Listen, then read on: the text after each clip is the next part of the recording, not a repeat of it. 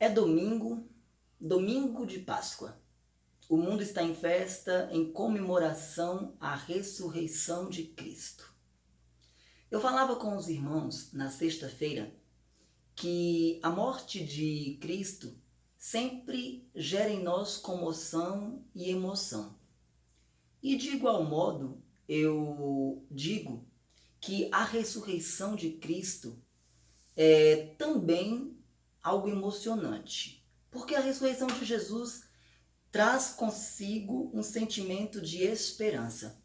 Quando nós pensamos nos discípulos, quando nós pensamos em Pedro, em João, em Maria Madalena, em Maria, mãe de Jesus, nós imaginamos os sentimentos que envolviam aquelas pessoas quando Jesus morreu.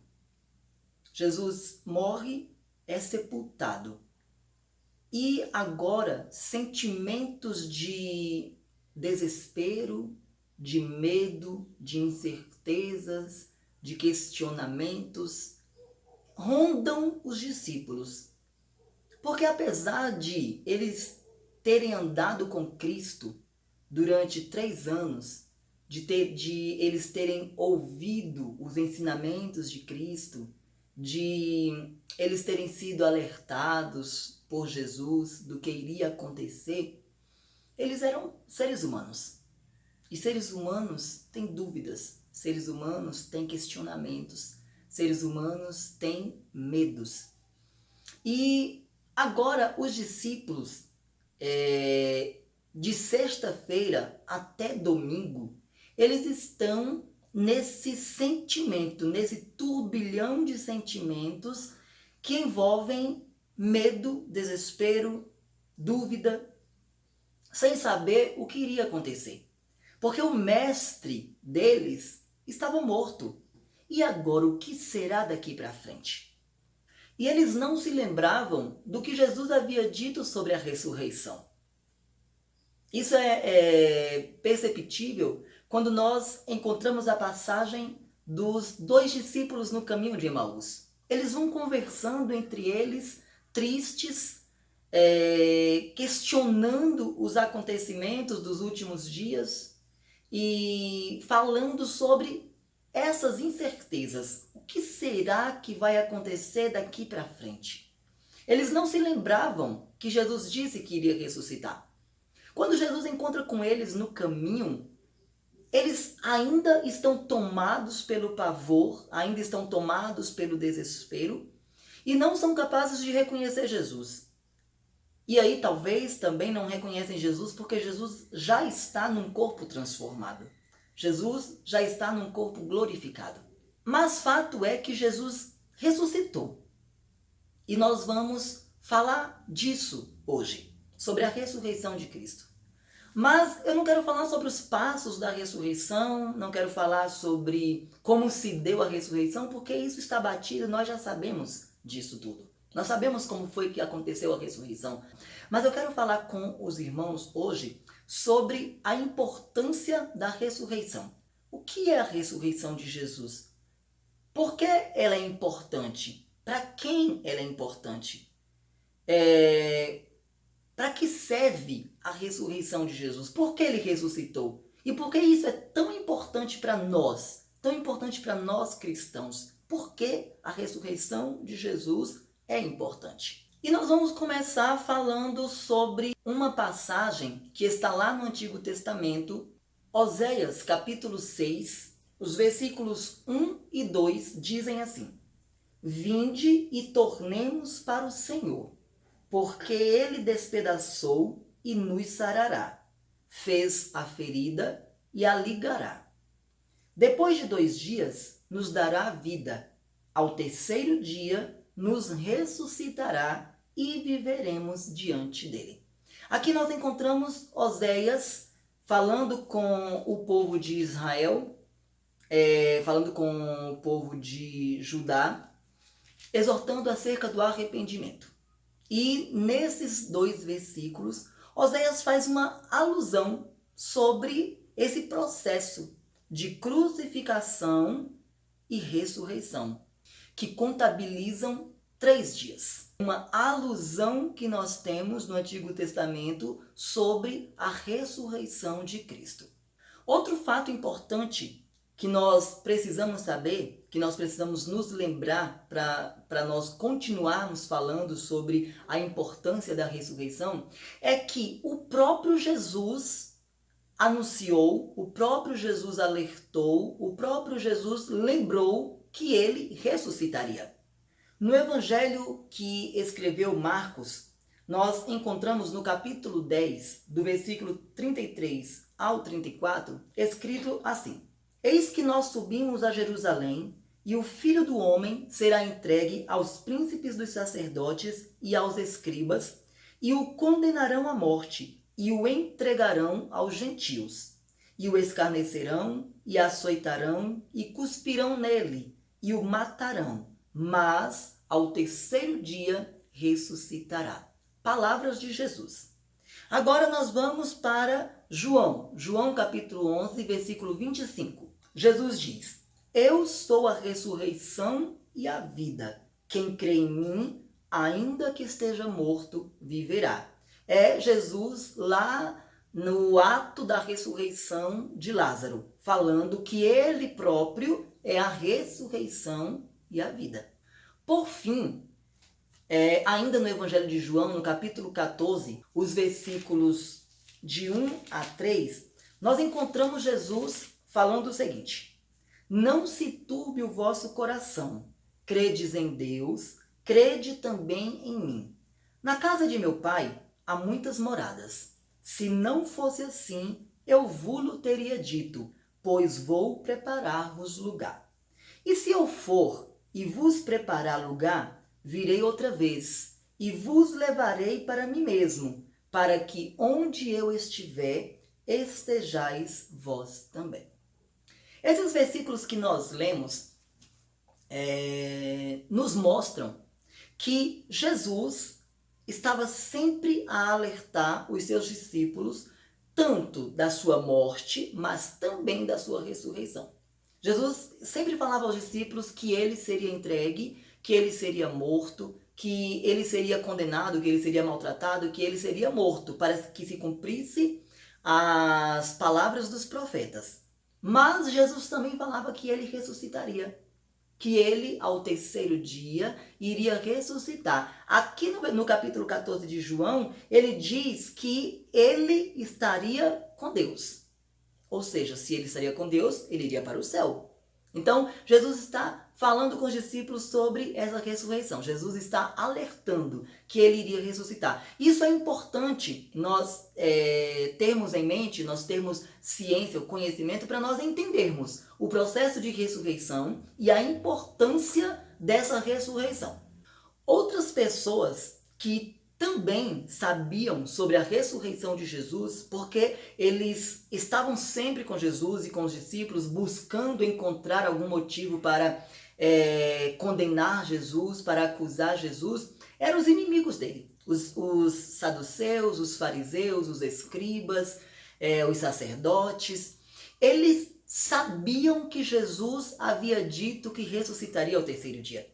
E aí os irmãos se lembram que quando Jesus morre, lá na sexta-feira, e que José de Arimateia vai pedir o corpo para ser sepultado, ele pede para que autorizem a ele preparar o corpo de Cristo e colocar numa sepultura nova. Ele é autorizado. E aí esses inimigos de Jesus, os religiosos, eles vão até Pilatos e fazem um alerta a Pilatos. Esse alerta está em Mateus, no capítulo 27, do versículo 62 ao versículo 66. Vejamos. E no dia seguinte, que é o dia depois da preparação, reuniram-se os príncipes dos sacerdotes e os fariseus em casa de Pilatos, dizendo: Senhor, lembramo-nos de que aquele enganador, vivendo ainda, disse: depois de 3 dias ressuscitarei. Manda, pois, que o sepulcro seja guardado com segurança até o terceiro dia. Não se dê o caso que os seus discípulos vão de noite e o furtem e digam ao povo: ressuscitou dos mortos. E assim o último erro será pior do que o primeiro. E disse-lhes Pilatos: tendes a guarda, ide, guardai-o como entenderdes. E indo eles, seguraram o sepulcro com a guarda, selando a pedra. Aí os irmãos percebem que, enquanto os discípulos de Jesus não se lembravam das palavras de Jesus sobre a ressurreição, os inimigos de Jesus, ao contrário, se lembravam muito bem. E eles vão alertar a Pilatos porque eles tinham medo de que o que Jesus havia dito sobre a ressurreição realmente acontecesse de alguma forma, de uma forma ou de outra, que o corpo de Jesus sumisse. E eles então guardam a porta do túmulo para evitar que os discípulos, porventura, roubassem o corpo de Jesus e dissessem que ele havia ressuscitado como predisse, ainda quando estava vivo. Porém, de nada adiantou essa preocupação dos fariseus, dos religiosos, dos sacerdotes. Não adiantou nada essa preocupação deles, não adiantou nada essa ação de guardar a entrada do túmulo. Por quê? Nós vamos ver em Mateus, no capítulo 28, do versículo 1 ao versículo 4, o que aconteceu. E no fim do sábado, quando já despontava o primeiro dia da semana, Maria Madalena e a outra Maria foram ver o sepulcro. E eis que houvera um grande terremoto, porque um anjo do Senhor, descendo do céu, chegou, removendo a pedra e sentou-se sobre ela. E o seu aspecto era como um relâmpago, e a sua veste branca como a neve. E os guardas, com medo dele, ficaram muito assombrados e como mortos.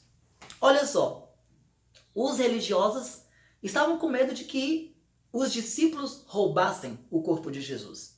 E eles guardam o sepulcro, guardam a entrada do túmulo.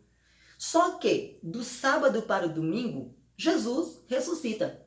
Houve-se um grande terremoto, a pedra é retirada, Jesus ressuscita. E os próprios guardas que guardavam a entrada do túmulo são testemunhas da ressurreição de Jesus. A Bíblia diz que eles ficaram como mortos. Em outras versões, nós podemos encontrar dizendo que eles desmaiaram. Mas fato é, Jesus ressuscitou e eles foram testemunhas da ressurreição de Jesus. E após a ressurreição de Jesus, nós vamos encontrar na Bíblia algumas pessoas tendo encontro com esse Jesus ressurreto, com Jesus glorificado. E a primeira pessoa que vê Jesus é Maria Madalena. João, no capítulo 20, versículos 15 e 16, relata assim: disse-lhe Jesus: mulher, por que choras? Quem buscas? Ela, cuidando que era o hortelão, disse-lhe: Senhor, se tu o levaste, dize-me onde o puseste, e eu o levarei. Disse-lhe Jesus: Maria. Ela, voltando-se, disse-lhe: Rabone, que quer dizer mestre. É a primeira pessoa a ver Jesus ressuscitado. É Maria. De todos os discípulos, Maria é a que tem o privilégio de ver Jesus pela primeira vez. E também é incumbida de avisar aos outros que ele estava vivo, que ele havia ressuscitado. Sobre a ressurreição de Jesus, nós já falamos aqui sobre alguns fatos que atestam essa ressurreição. E mais tarde, Pedro está preso porque ele, junto com João, curam um coxo por intermédio de Cristo, e eles estão presos. E Pedro, quando questionado sobre o ato que levou os dois a curarem aquele homem, Pedro faz uma afirmação de forma corajosa sobre a ressurreição de Jesus. Nós vamos encontrar isso lá no livro de Atos, nos capítulos 3 e 4. Vamos ler alguns versículos. No versículo 6 do capítulo 3, diz assim: E disse Pedro: Não tenho prata nem ouro, mas o que tenho, isso te dou.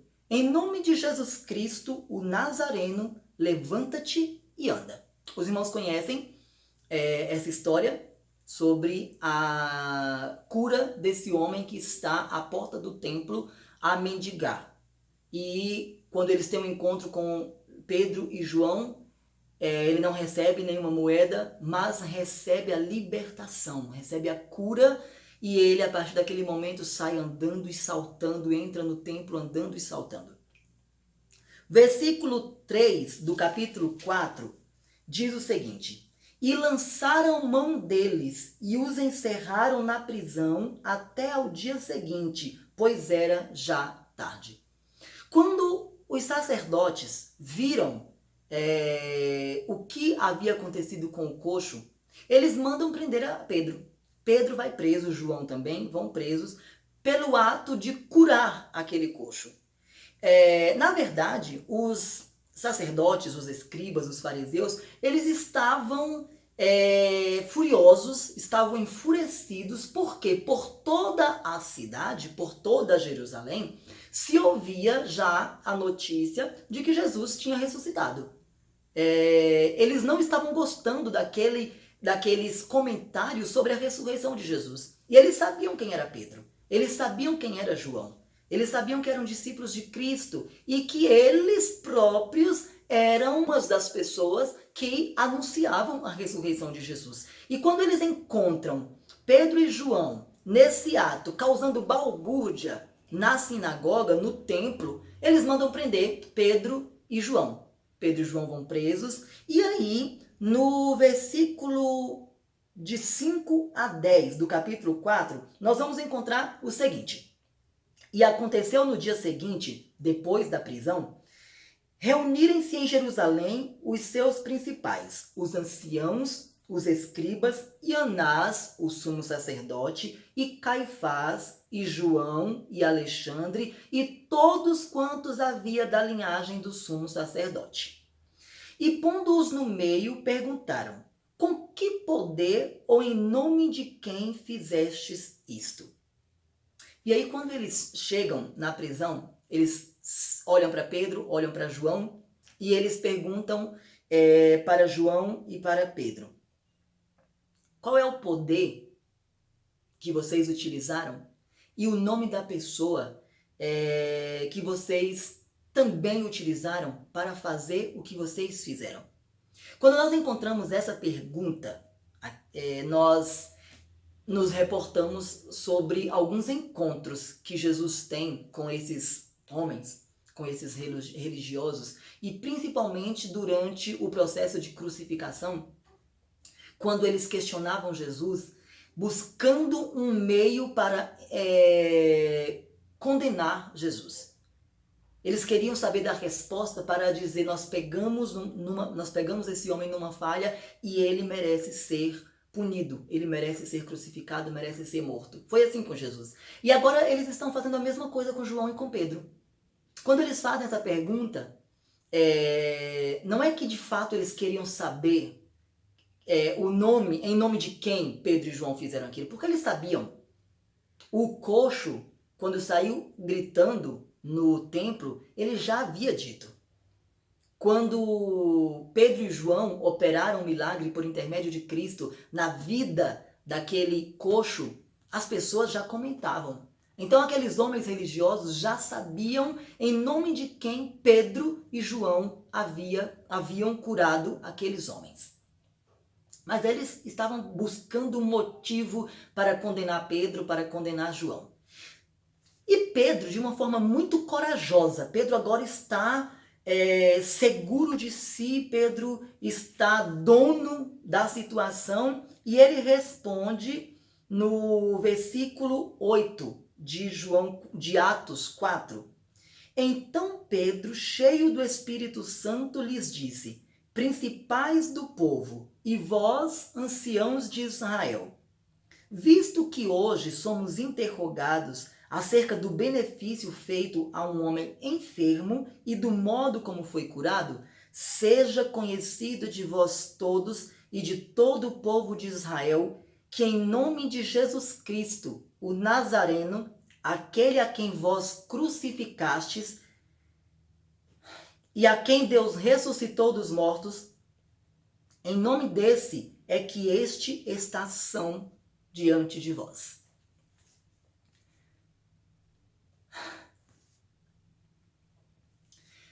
É uma passagem bem emocionante que nos revela uma grande transformação na vida de Pedro. Por quê? Nós sabemos que algum tempo atrás, quando Jesus ainda estava no processo de crucificação, Pedro se mostrou medroso, covarde. Pedro demonstrou uma certa fraqueza e agora Pedro está numa situação totalmente diferente. E é exatamente isso que a ressurreição de Cristo trouxe para os discípulos na época, para a igreja primitiva, para os apóstolos. E é exatamente essa uma das importâncias, um dos pontos-chave da ressurreição de Jesus. É o encorajamento. Nós vamos encontrar no Evangelho escrito por João, no capítulo 18, versículos 26 e 27, o seguinte: E um dos servos do sumo sacerdote, parente daquele a quem Pedro cortara a orelha, disse: Não te vi eu no horto com ele? E Pedro negou outra vez, e logo o galo cantou. O que é interessante é nós lembrarmos que quando Jesus estava prestes a ser crucificado, quando Jesus estava sendo interrogado, já estava sendo açoitado e sofrendo, e Pedro, 3 vezes reconhecido como um dos que andavam com Cristo, como um dos discípulos de Jesus, Pedro, as 3 vezes, Pedro nega. Pedro diz: não sou eu. Você está enganado. Você não sabe do que está falando. Não sou eu não conheço esse homem. Eu nunca andei com ele, eu nunca estive com ele. Pedro, naquele momento, demonstrou toda a sua fraqueza, demonstrou medo. De certa forma, Pedro demonstrou covardia. Não estou aqui para falar sobre isso, nem para condenar Pedro. Mas é só para nós percebermos um homem em 2 estados. Um Pedro antes da ressurreição e um Pedro depois da ressurreição. Quando nós encontramos Pedro lá na prisão, após a ressurreição, sendo interrogado pelos religiosos e de forma corajosa, respondendo à altura, Pedro já não está mais preocupado em dizer que ele não conhecia Jesus. A preocupação de Pedro agora é dizer para ele: sabe, aquele Jesus que vocês crucificaram, aquele Jesus que vocês mataram, aquele Jesus que vocês puseram no sepulcro e guardaram o túmulo, ele ressuscitou. E é em nome dele que nós operamos as obras que vocês veem. Diante de tudo isso, então, vamos lá. Qual é a importância da ressurreição de Jesus? Até aqui nós lemos algumas passagens falando sobre a ressurreição, sobre esse processo que se deu a ressurreição. Jesus anunciando a ressurreição, os inimigos de Jesus lembrando que ele disse que ressuscitaria, o primeiro encontro de Jesus com Maria depois da ressurreição, depois o discurso corajoso de Pedro sobre a ressurreição de Jesus. Tendo em vista tudo isso, vamos ver agora a importância da ressurreição de Jesus.